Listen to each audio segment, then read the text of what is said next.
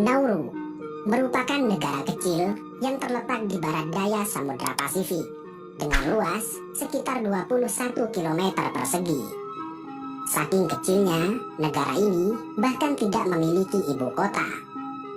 Dulunya, negara dengan penduduk sekitar 10.000 orang ini menyandang predikat sebagai negara terkaya di dunia dengan pendapatan per kapita tertinggi di dunia yang mencapai $27.000 Amerika per tahun, jauh di atas pendapatan per kapita Amerika Serikat yang di tahun 1980 sebesar $12.500.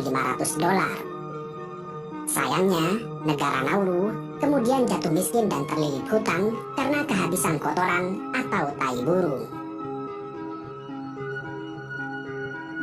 Sebelum menjadi sebuah negara merdeka pada tanggal 13 Januari tahun 1968, Pulau Nauru merupakan sebuah pulau dengan keindahan alam yang menakjubkan. Kekayaan utama negara ini mulai terjadi sejak ribuan abad silam ketika pulau kecil ini menjadi rumah singgah bagi burung-burung yang bermigrasi antar benua.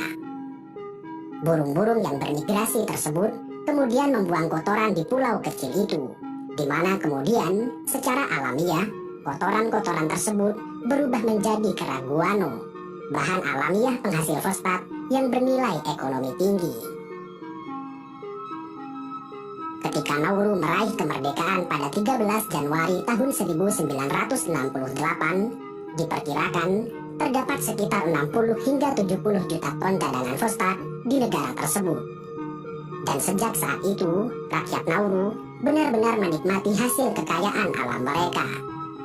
Setiap harinya, pekerjaan utama rakyat Nauru adalah bekerja di tambang-tambang fosfat dan menikmati segala kemewahan yang mereka punya. Tidak hanya memiliki uang yang berlimpah, pemerintahan Nauru juga membebaskan pajak dan memberikan subsidi perumahan secara besar-besaran. Mereka memberikan pelayanan publik secara gratis, mulai dari rumah sakit, sekolah, transportasi, layanan air bersih, listrik, dan lain sebagainya. Selain itu, banyak pemuda Nauru yang dikirim ke berbagai universitas bergengsi di Australia dengan biaya dan subsidi penuh dari pemerintah. Bahkan, hanya untuk berbelanja saja, seluruh rakyat Nauru akan berbelanja di Australia atau Singapura dengan menumpang pesawat yang tiketnya juga sudah ditanggung gratis oleh negara. Pada tahun 1976, produksi fosfat di Nauru mencapai 2 juta ton per tahunnya dengan harga $60 juta Australia per tonnya. Ini artinya, pada tahun 1976, dari hasil penjualan fosfat saja, pendapatan negara Nauru mencapai $120 juta, atau jika dikonversikan dengan rupiah saat ini, mencapai 9 triliun rupiah per tahunnya. Selama satu dekade antara tahun 1974 hingga tahun 1980-an, segala kemewahan benar-benar menjadi milik masyarakat Nauru. Rumah-rumah mereka dipenuhi dengan barang-barang berharga. Bahkan, pantai di Nauru dipenuhi oleh perahu pribadi mewah milik perorangan.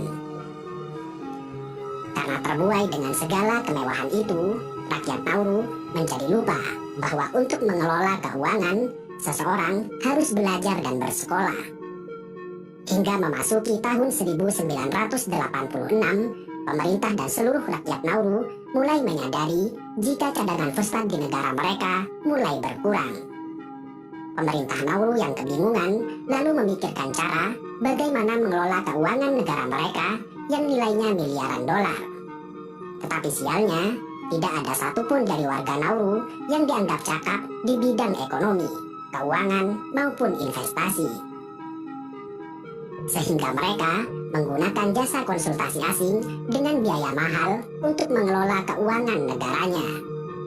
Namun sialnya lagi, para konsultan keuangan yang disewa pemerintah Nauru tersebut ternyata melakukan korupsi besar-besaran dengan melaporkan kebutuhan keuangan yang mengada-ada.